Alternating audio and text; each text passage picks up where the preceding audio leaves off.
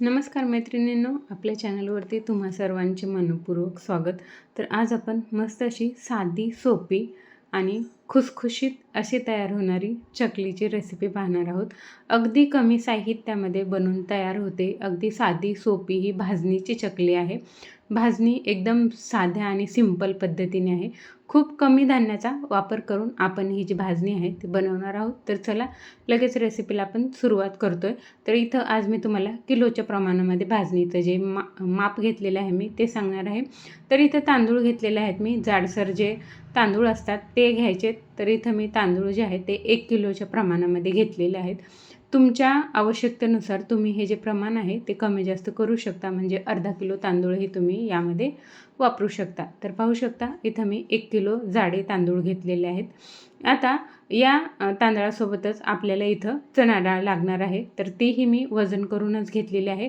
तर तांदूळ 1 किलो घेतलेले आहेत, त्यासाठी इथं मी 600 ग्राम चणा डाळ जी आहे ती घेतलेली आहे. अर्धा किलोच्या प्रमाणात घेतली तरीही काही हरकत नाही, पण मी थोडी 100 ग्राम जास्त घेतलेली आहे. थोडीफार मागे पुढे झाली तरी काही फरक पडत नाही.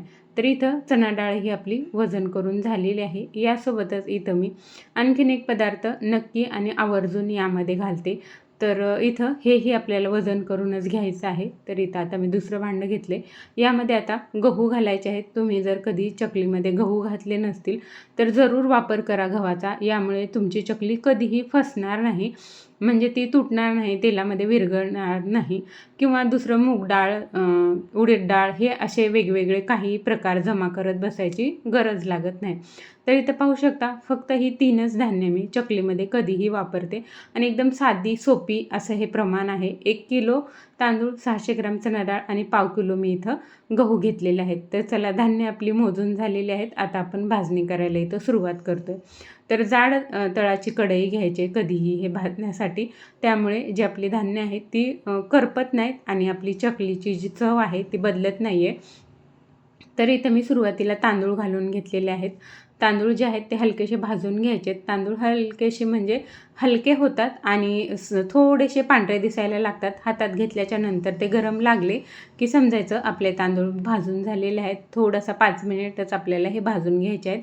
1 किलो आहेत त्यामुळे 5 ते 7 मिनिट लागले मला भाजायला. तुमचे जर कमी असतील तर आणखीन कमी टाईम तुम्हाला लागू शकतो. दुसऱ्या भांड्यामध्ये मी इथं काढून घेतलेले आहेत भाजलेले तांदूळ आणि ते थोडेसे पसरवून ठेवलेले आहेत. आता त्याच कढईमध्ये मी इथं चणा डाळ घालून घेतलेली आहे. चणा डाळ आपली 600 ग्राम आहे. त्या हिशोबाने त्याला टाईमही तसाच लागतो भाजण्यासाठी. एकदम स्लो किंवा मीडियम फ्लेमवरती आपल्याला ही तिन्ही धान्य भाजून घ्यायचे आहेत. पाहू शकता हलकं हलकं एक एक डाळ थोडीशी कुठेतरी भाजल्यासारखी दिसली की मग आपली चणा डाळ ही भाजून झालेली आहे असं समजायचं आणि ही काढून आपल्याला त्या तांदळाच्या भांड्यामध्येच काढून ठेवायचे आहे. खूप जास्त भाजायचं नाही. चकलीसाठी मूठ पोळकच सर्व धान्य भाजून घ्यायचे आहेत, म्हणजे हाताला ती फक्त गरम लागली पाहिजेत अशा प्रकारेच ती भाजून घ्यायची.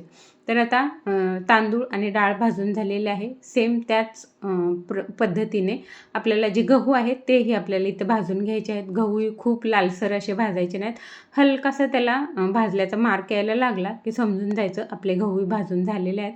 पण गहू पण आपल्याला भाजूनच वापरायचे आहेत.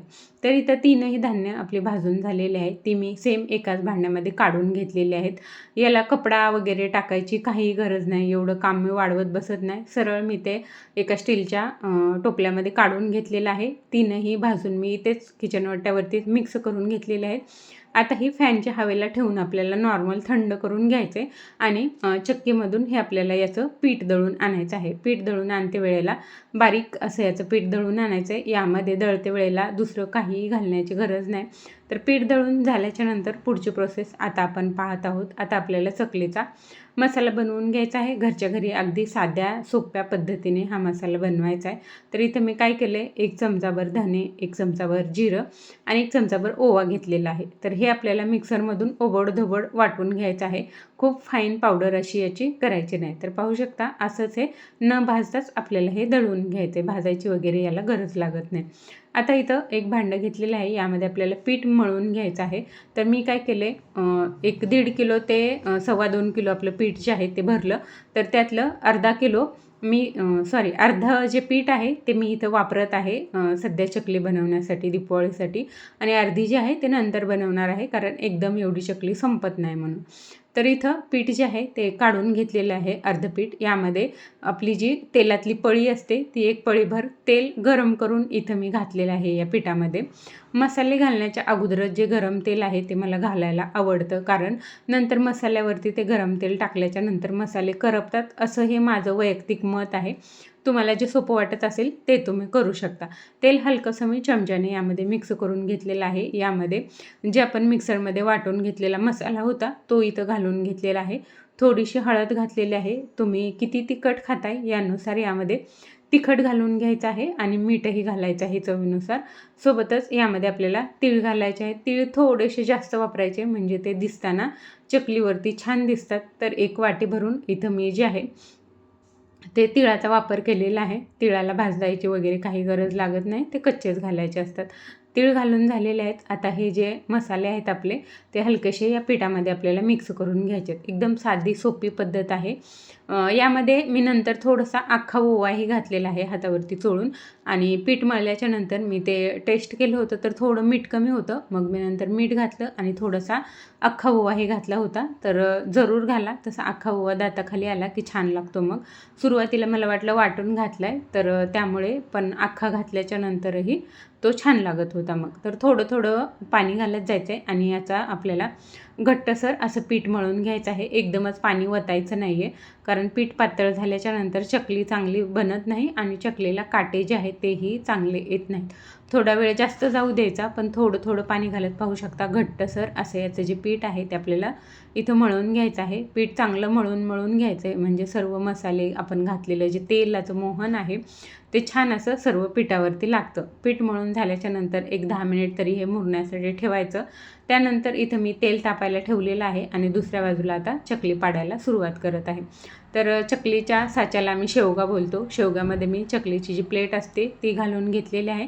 सोबतच जे आपण पीठ मळून घेतलेलं होतं त्याचा एक उंडा करून घेतलेला आहे आणि मग आता आपल्याला चकली पाडून घ्यायची. तुमच्याकडे कशी प्लेट आहे, मोठी पातळ, शक्य असेल तेवढं पातळ चकली पाडून घ्यायची, म्हणजे ती तळतानाही छान आतपर्यंत तळते आणि मग दिसायलाही ती छान दिसते. तर तुमच्या आवडीनुसार, तुमच्या आवश्यकतेनुसार तुम्ही जो चकलीचा साईज आहे ती कमी जास्त इथं करू शकता. चकल्या सर्व पाडून घ्यायच्यात आणि मग एका बाजूला त्या पाडत जायच्यात आणि एका बाजूला तळत जायच्यात. तर छान अशा चकल्या मी इथं पाडून घेतलेल्या आहेत. तेलामध्ये विरघळत नाही, काहीही होत नाही. 1-2 चकली तळून झाल्याच्या नंतर तुम्ही टेस्ट करू शकता. तुमच्या आवडीनुसार तिखट मीठ काही कमी असेल तर ते नंतर आपण पिठामध्ये ॲड करून मळून घेऊ शकतो. तर इथं तेलामध्ये मी चकल्या घालून घेतलेल्या आहेत. छान एका बाजूने तळू द्यायच्यात, सेट होऊ द्यायच्यात. व्यवस्थित एका बाजूने तळल्या की त्यानंतरच पलटायच्या आहेत.